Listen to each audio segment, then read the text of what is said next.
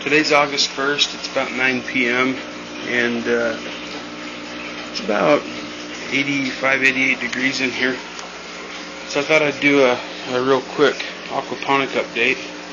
These were all suckers that were put off the plants, and I haven't done anything to them. I let them fight their way up through the screen. You can see how they do it. It's a little bit of a struggle, but it's good to have them have something to have a little resistance in here, because I haven't ran the fan at all this summer. All I've done is kept the screen open, so it gets up to 100 in here.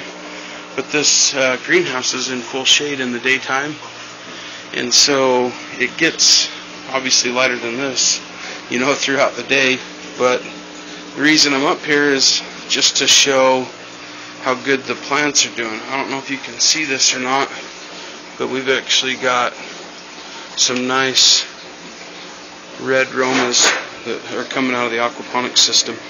The reason that I want to talk about that a little bit is because if you think about it, everybody's always said, oh, you got to grow tomatoes in full sun.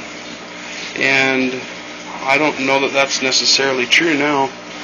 I've been growing these tomatoes in full shade, but high humidity and very high heat. It gets up to 100, 110 in here in the daytime.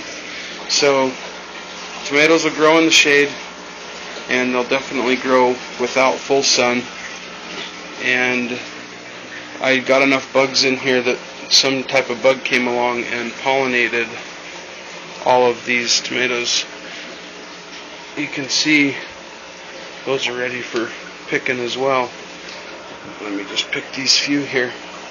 So I don't really understand why they were able to redden up on their own, but my guess is that the fish are putting off a ton of carbon dioxide. So what these plants aren't getting for sun, they're making up in a carbon dioxide rich atmosphere and heat.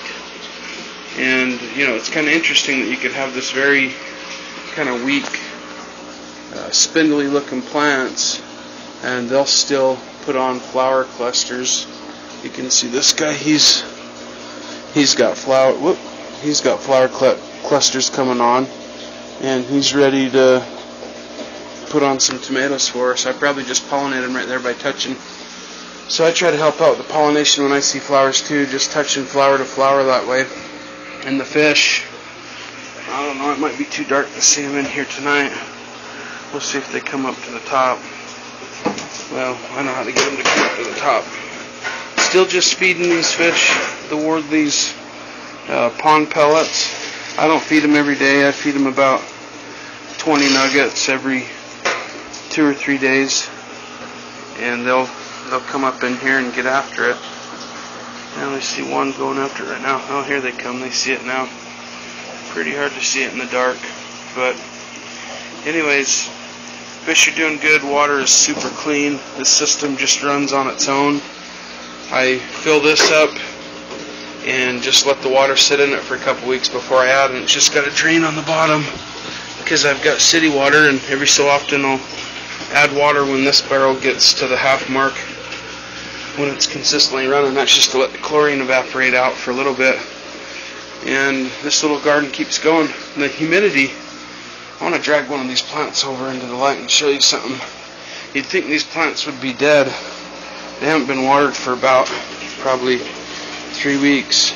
Look at how the dirt is just crusty and dry.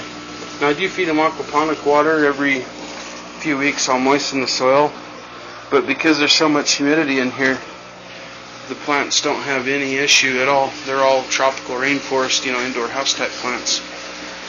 So anyways, the system's doing well. It's just running automated. The strawberries are not having the full sun. It's really affected them.